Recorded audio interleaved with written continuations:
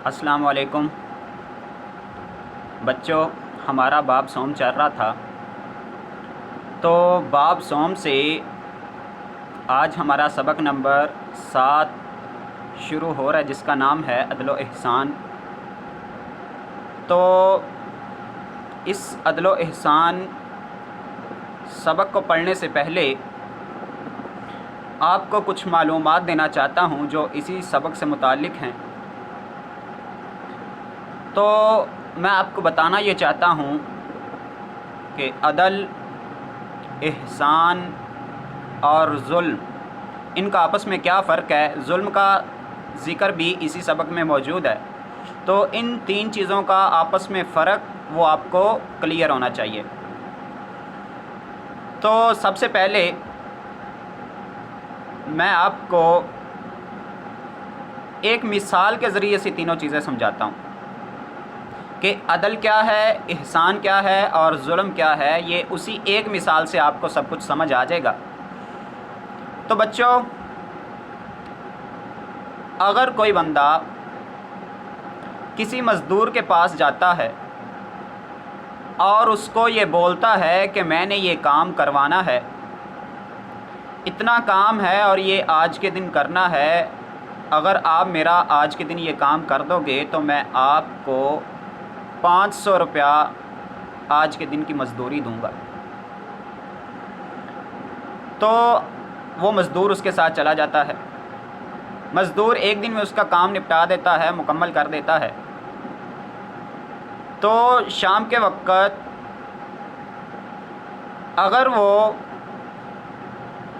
اس کی طے شدہ بات کے مطابق اس کو 500 روپیہ دے دیتا ہے تو یہ عدل ہوگا۔ جتنی بات اس نے کی اتنا پورا حق اس نے اس کو دے دیا، تو یہ عدل ہے۔ عدل کا مطلب ہوتا ہے کسی چیز کو پورا دینا۔ اور اگر وہ 500 سے کچھ زیادہ اس پر ترس کرتے ہوئے دے دیتا ہے، ترس کھاتے ہوئے اس کو 500 سے کچھ اوپر دے دیتا ہے، 600 یا کچھ بھی اور جو 600 سے اوپر ہو وہ اس کو دے دیتا ہے، تو یہ احسان کہلائے گا۔ احسان کے بعد تیسرے نمبر پر بات آتی ہے ظلم کی۔ تو اگر وہ اس نے بات کی تھی کہ میں آپ کو 500 دوں گا، لیکن کام مکمل ہونے پر اس کو 500 پورا نہیں دیتا یا اس کو کچھ بھی نہیں دیتا، تو یہ دونوں ظلم میں شمار ہوں گے۔ 500 کی جگہ پہ اس کو 400 دے دے زبردستی، اس پر رعب جمائے کہ تو نے یہ کام نہیں کیا، تو نے صحیح نہیں کیا، ایسے کیا ویسے کیا۔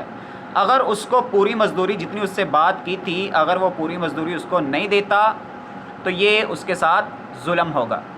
تو بچوں، یہ ایک مثال کے ذریعے سے آپ کو عدل، احسان اور ظلم سمجھانا چاہتا تھا کہ عدل ہوتا ہے کسی کو پورا اس کا حق دے دینا، احسان ہوتا ہے اس پورے حق سے تھوڑا زیادہ کر کے اس کو دے دینا، اور ظلم ہوتا ہے کہ جو کسی کا حق بنتا ہے اس میں سے کم کر لینا۔ تو بچوں، یہ تھا عدل، احسان اور ظلم کا فرق۔ اب ہم چلتے ہیں اپنے پہلے سوال کی طرف۔ تو اس سبق کا پہلا سوال ہے، عربی میں عدل کے کیا معنی ہیں؟ شریعت میں عدل سے کیا مراد ہے؟ تو یہ سوال دونوں طرح سے آ سکتا ہے، کوئی بھی سوال آ سکتا ہے، یا تو ایسے آ سکتا ہے کہ عربی میں عدل کے کیا معنی ہیں، یا پھر ایسے آ سکتا ہے کہ شریعت میں عدل سے کیا مراد ہے۔ تو دونوں طرح سے جواب اس کا ایک ہی ہوگا۔ تو اس کا جواب میں آپ کو بتا دیتا ہوں، پیج نمبر 32 پہ اس کا جواب موجود ہے، وہ میں آپ کو نشان لگا کے بتا دیتا ہوں۔ یہاں سے اس کا جواب شروع ہوتا ہے اور یہاں پہ اس کا جواب اینڈ ہو جاتا ہے۔ تو یہاں پر پہلے سب سے ہم اس کو ریڈ کریں گے، تو ریڈ کر لیتے ہیں۔ عربی زبان میں عدل اسے کہتے ہیں کہ کسی بوجھ کو 2 برابر حصوں میں اس طرح بانٹ دیا جائے کہ ان دونوں میں ذرا بھی کمی بیشی نہ ہو۔ تو یہاں پہ لفظ آیا ہے کمی بیشی۔ کمی بیشی کا مطلب ہوتا ہے نہ کم ہو نہ زیادہ ہو۔ اس کے بعد عدل سے مراد یہ ہے کہ جو شخص کسی کے ساتھ برائی کرے اس کے ساتھ اتنی ہی برائی کی جائے۔ اسی طرح ہر کام مناسب وقت پر کرنا بھی عدل کی ایک صورت ہے، اور ہر چیز کو موضوع مقام پر رکھنا بھی عدل کہلاتا ہے۔ یہاں پر ایک لفظ اور آیا موضوع، تو موضوع کا مطلب ہوتا ہے مناسب۔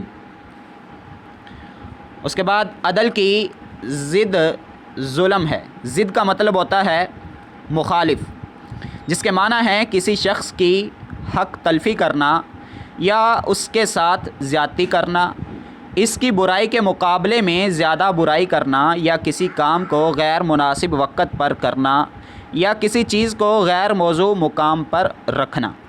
تو بچوں یہاں تک اس کا جواب تھا۔ تو اس جواب میں ہم نے کیا پڑھا؟ اس میں ہم نے یہ پڑھا کہ عدل عربی زبان کا لفظ ہے جس کے اردو میں کئی ایک معنی ہو سکتے ہیں، جیسے کسی بوجھ کو 2 برابر حصوں میں تقسیم کر دینا، یہ عدل ہے۔ یہ تقسیم بالکل برابر حصوں میں ہو تو یہ عدل کہلائے گا، اگر تھوڑا سا بھی فرق ہوا تو یہ عدل نہیں کہلائے گا۔ عدل تب کہلائے گا جب بالکل برابر تقسیم ہو۔ ایک اور اس کا مطلب یہ ہے کہ اگر کوئی برائی کرے تو اس کے ساتھ اتنی ہی برائی کرنا۔ اس کا کیا مطلب؟ اس کا مطلب یہ ہے کہ جو آپ جواباً برائی کر رہے ہیں اور اتنی کر رہے ہیں جتنی سامنے والے نے کی، تو یہ برائی نہیں، اس کو قصاص کہتے ہیں۔ لیکن یہ اتنی ہی ہوگی جتنی اس نے کی تو یہ قصاص کہلائے گی۔ اگر آپ نے اس سے زیادہ برائی کی تو یہ ظلم ہو جائے گا، اور آپ کو پتہ ہے کہ ظلم کرنے والے پر اللہ تعالیٰ بھی اس کو سزا دیں گے، ظلم کرنے والے کو اللہ تعالیٰ سزا دیں گے۔ اسی طرح عدل کا مطلب یہ بھی ہے کہ کسی کام کو اس کے وقت پر کرنا، جیسے نماز کو وقت پر پڑھنا، یہ عدل ہے۔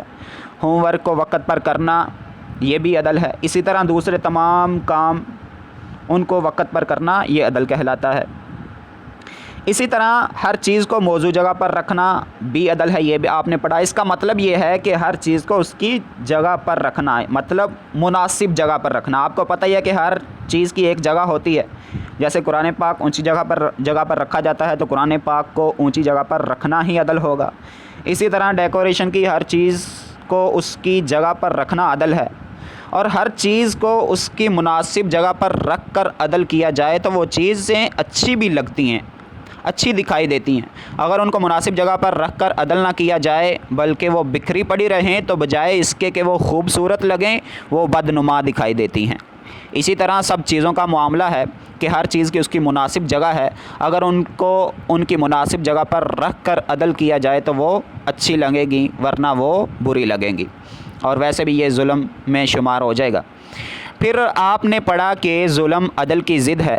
ضد کا مطلب پہلے بھی بتا چکا ہوں کہ مخالف چیز، یعنی کسی بھی جگہ عدل ہوگا یا پھر ظلم ہوگا، دونوں میں سے ایک چیز لازمی ہوگی، عدل ہوگا یا ظلم۔ اگر عدل ہوگا تو ظلم نہیں ہوگا، اور اگر ظلم ہوگا تو عدل نہیں ہوگا۔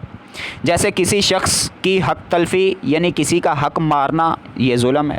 حق کسی بھی قسم کا ہو سکتا ہے، مزدور کی مزدوری نہ دینا یہ بھی ظلم، یا مزدور کو اس کی مزدوری پوری نہ دینا یہ بھی ظلم۔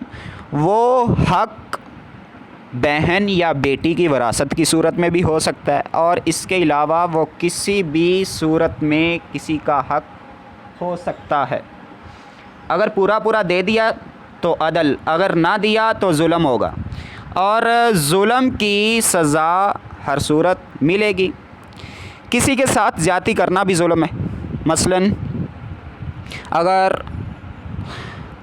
آپ اسٹوڈنٹس کی بات کی جائے، آپ میں سے ایک بچہ کسی دوسرے سے لکھنے کے لیے پین لیتا ہے، لیکن اس پین کی قیمت 50 روپے ہو، تو جس نے پین لیا اس سے وہ کسی وجہ سے پین گم ہو جائے یا کسی طرح سے ٹوٹ جائے، اب جس سے پین لیا تھا، مطلب جس کی ملکیت تھا وہ پین، وہ کہے کہ میرا پین 50 کا نہیں تھا بلکہ میرا پین تو 80 روپے کا تھا یا 100 روپے کا تھا، تو اگر وہ اس سے 80 لیتا ہے یا 100 لیتا ہے، 50 سے اوپر جتنے بھی لے گا وہ ظلم کہلائے گا۔ اگر وہ برابر 50 جتنی قیمت تھی اتنے لیتا ہے تو وہ عدل ہے۔ تو یہ ظلم کی بات ہو گئی۔ اور وقت کو مناسب کام کو وقت مناسب پر نہ کرنا یہ بھی ظلم ہے۔ تو چونکہ کسی کام کو وقت پر نہ کرنا ظلم ہے تو وہ کوئی بھی کام ہو سکتا ہے۔ نماز کو وقت پر ادا نہ کرنا یہ کیا ہوگا؟ ظلم ہوگا۔ ہوم ورک کو فکس وقت پر جو آپ نے ٹائم ٹیبل بنایا اس میں نہ کرنا یہ آپ اپنے آپ پر ظلم کر رہے ہیں۔ اسی طرح کسی بھی چیز کو مناسب جگہ پر نہ رکھنا یہ بھی ظلم ہے۔ جیسے اوپر آپ کو پہلے وضاحت کر چکا۔ تو بچوں یہ تھا آج کا ہمارا پہلا سوال۔ مجھے امید ہے کہ یہ آپ کو سمجھ آ چکا ہوگا۔ اگر کوئی مسئلہ ہو تو آپ کمنٹ میں پوچھ سکتے ہیں۔ اپنا خیال رکھیے۔ اللہ حافظ۔